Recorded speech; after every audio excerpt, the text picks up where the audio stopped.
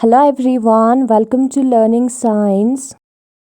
आज का टॉपिक है electric field of a dipole. Dipole की वजह से इलेक्ट्रिक फील्ड कितना होता है, आज हम उसे देखेंगे। पहले हमने इलेक्ट्रिक पोटेंशियल निकाला था डाइपोल की वजह से, आज हम इलेक्ट्रिक फील्ड निकालेंगे। इसको हम कॉपी पर करते हैं, इजीली समझ में आएगा। सबसे पहले हम स्पेस को ड्रॉ करेंगे, यानी कि एक्स वाई और जेड एक्सिस को ड्रॉ करेंगे। एक्स वाई और जेड एक्सिस को ड्रॉ करने के बाद हमें क्या करना है, हमें जो है पॉइंट पी कंसिडर करना है, जो कि ओरिजिन से आर डिस्टेंस पर प्रेजेंट है। तो हम सपोज करते हैं कि ये हमारा वेक्टर है, पोजीशन वेक्टर है पॉइंट पी का, ओरिजिन से वो आर डिस्टेंस पर प्रेजेंट है, और ये हमारा जो है स्फेरिकल पोलर कोऑर्डिनेट्स के फॉर्म में है।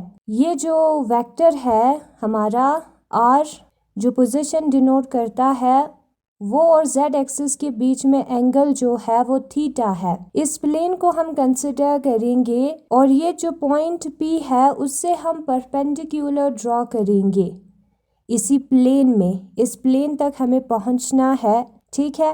और उसके बाद ओरिजिन से हमें कनेक्ट करना है इस वाले पॉइंट को।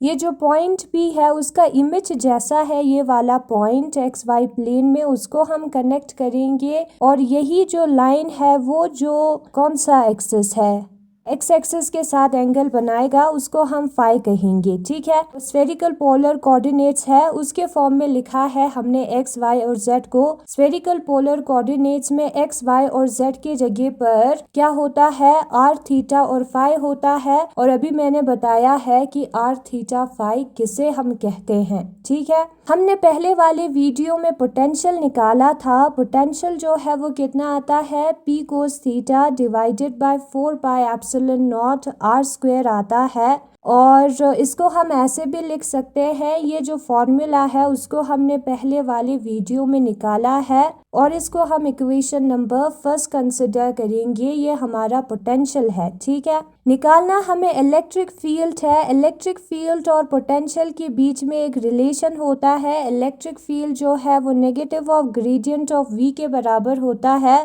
तो उसी को हम लिखेंगे in spherical polar coordinates form. अगर ये चैप्टर आया तो हम उसको बहुत अच्छी तरीके से समझेंगे, ठीक है। स्फेरिकल पोलर कोऑर्डिनेट्स फॉर्म में एक्स वाई जेड के जगह पर आर थीटा और फाई आता है। एक्स वाई जेड जो है वो कार्टेशियन कोऑर्डिनेट्स है, वही हमें याद रखना है। जो कार्टेशियन कोऑर्डिनेट्स है उधर डेल ऑपरेटर का वैल्यू जो है कुछ ऐसा होता है, i cap del upon del x plus j cap del upon del y plus k cap del upon del z. लेकिन स्फेरिकल कोऑर्डिनेट्स में कुछ ऐसा होगा, एक्स के जगह पर जो है वो आर आएगा क्योंकि एक कोऑर्डिनेट आर है, plus del upon del theta आएगा क्योंकि दूसरा कोऑर्डिनेट थीटा है, plus del upon del phi आएगा क्योंकि तीसरा कोऑर्डिनेट जो है वो फाई है स्फेरिकल पोलर कोऑर्डिनेट्स में, ठीक है। और उसका डायरेक्शन आएगा जो कि यूनिट वेक्टर रिप्रेजेंट करेगा। आर का direction r unit vector represent करेगा, थीटा का direction theta unit vector represent करेगा,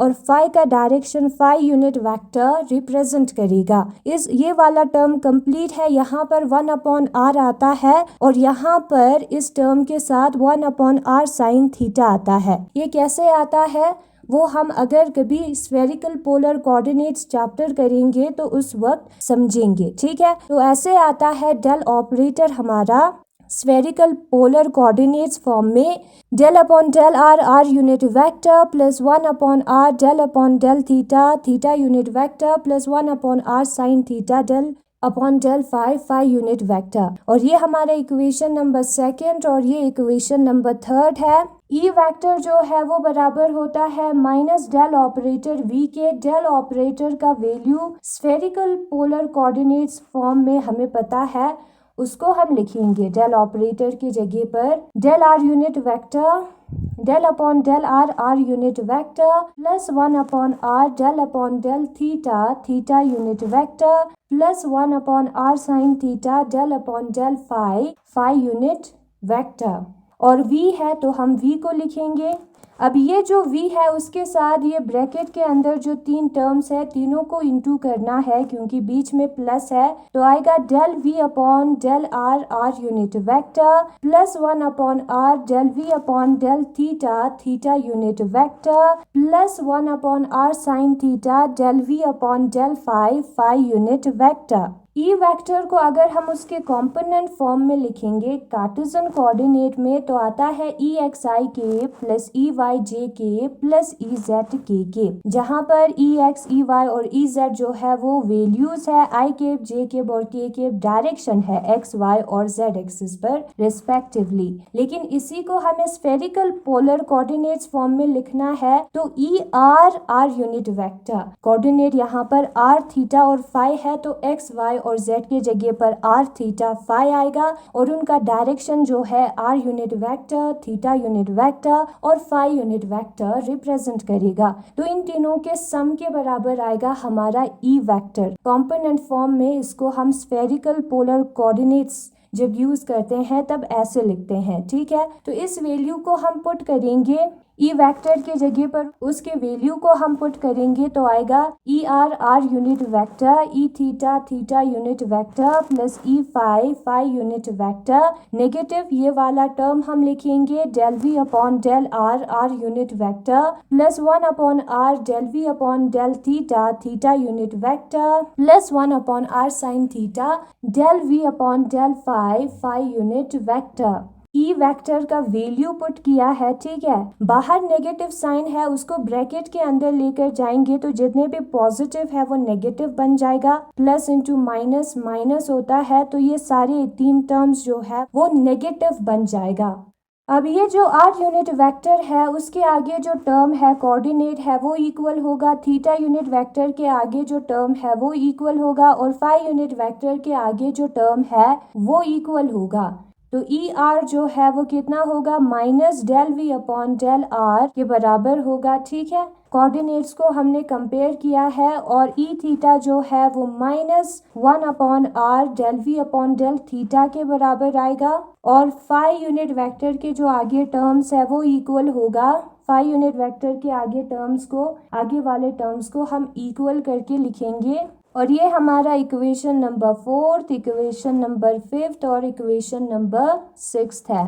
फिर उसके बाद हमें क्या करना है, फिर उसके बाद हमें इक्वेशन नंबर 4 को लेना है। ई आर जो है वो minus del v upon del r के बराबर आता है। यहाँ पर minus del upon del r हम लिखेंगे, वी के जगह पर इस वैल्यू को हम पुट करेंगे जिसको हमने पहले वाले वीडियो में निकाला था। v के जगह पर p cos theta 4 pi epsilon naught r square आएगा। नाउ इस टर्म को हमें with respect to r partially differentiate करना है तो बाकी सारे टर्म्स जो है वो कांस्टेंट होगा। तो कांस्टेंट को हम बाहर निकालेंगे, p cos theta 4 pi epsilon naught constant है, del upon del r 1 upon r square का हमें करना होगा डिफरेंशिएशन। आर स्क्वायर को अगर हम ऊपर लाएंगे तो आर का पावर -2 बन जाएगा, उसका हमें करना होगा differentiation with respect to r, वो होता है -2 r power -3। X power n के डिफरेंशिएशन का फॉर्मूला हमने यूज किया है।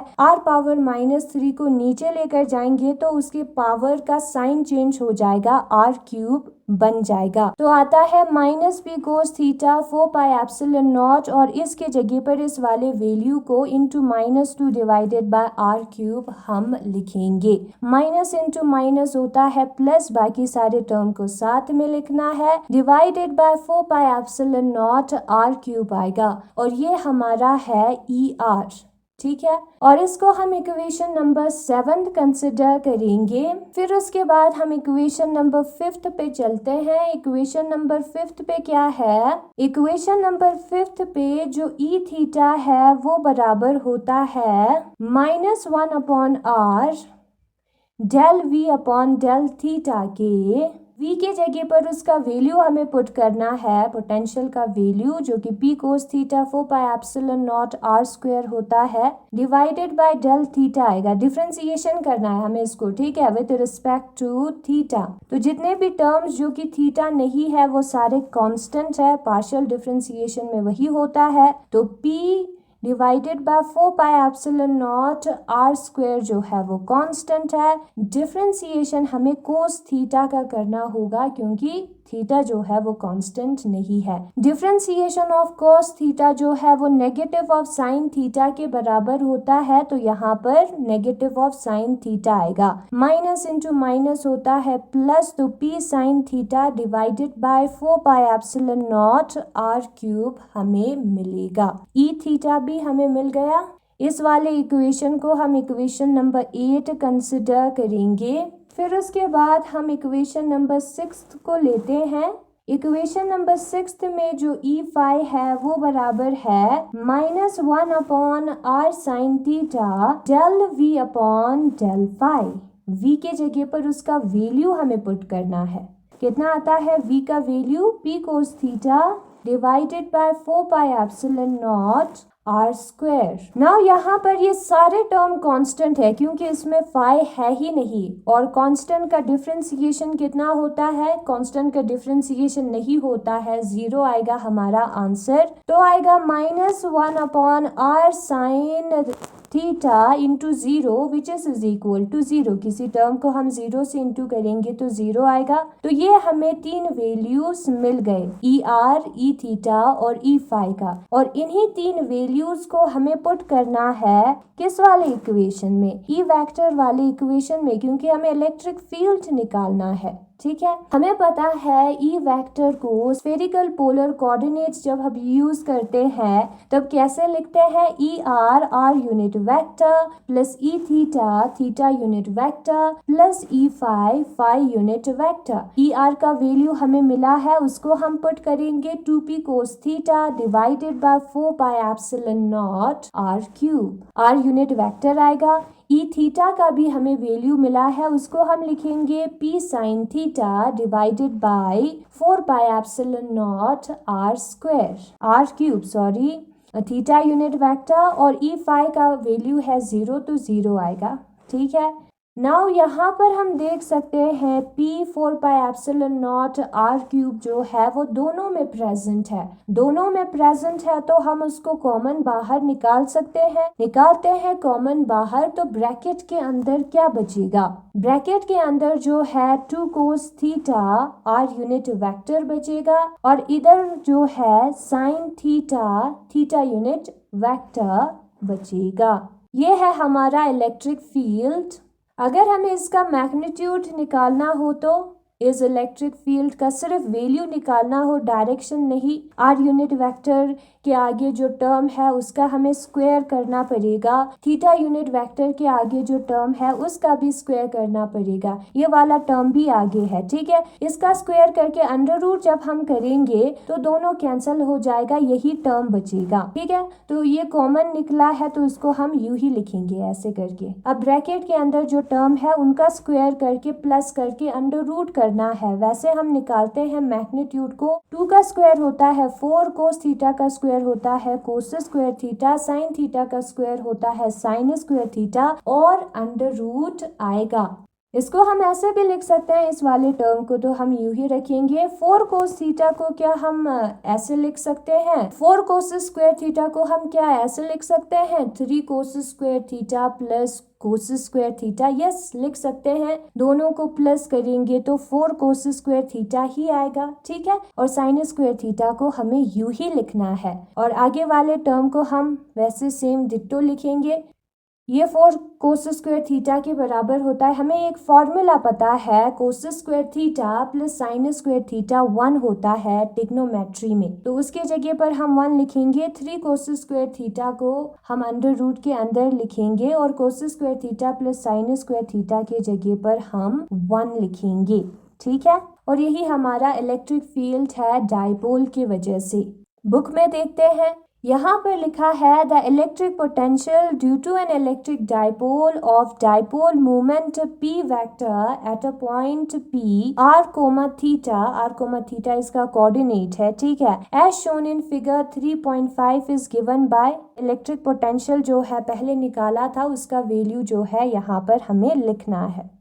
ठीक है, ये दो वैल्यूज है, उसी को हमने लिखा है, इक्वेशन नंबर फर्स्ट कंसिडर किया है। और ये जो है हमारा पॉइंट भी है, एक्स वाई और जेड एक्सिस है, ये पोजीशन वेक्टर है, इस एंगल को हम थीटा कहते हैं। इसका प्रोजेक्शन इस वाले एक्स वाई वाले जो प्लेन है उधर आता है और इस एंगल को हम फाई कहते हैं, ठीक है। और यही तीनों कोऑर्डिनेट्स का यूज करके हम पोजीशन निकालते हैं स्फेरिकल पोलर कोऑर्डिनेट फॉर्म में। इलेक्ट्रिक फील्ड जो है वो नेगेटिव और ग्रेडियंट ऑफ पोटेंशियल के बराबर होता है, तो पोटेंशियल का वैल्यू पता है तो इलेक्ट्रिक फील्ड हमें मिलेगा। स्फेरिकल पोलर कोऑर्डिनेट फॉर्म में डेल ऑपरेटर का वैल्यू कुछ ऐसा आता है, यहाँ पर एक्स वाई जेड की जगह पर थीटा आर और फाई का यूज होगा। फिर उसके बाद हमें क्या करना है, डेल ऑपरेटर का वैल्यू पुट करना है। वैल्यू पुट किया है, v के साथ ग्रेडियंट निकालना है तो डेल v आ जाएगा, ठीक है, यहाँ पर v आ जाएगा तो v हमने लिखा है इधर, बाकी कोई भी चेंजेस नहीं है ना। इसी ई वेक्टर को अगर हम उसके कंपोनेंट फॉर्म में लिखेंगे तो E r unit vector plus E theta unit vector plus E phi unit vector आएगा।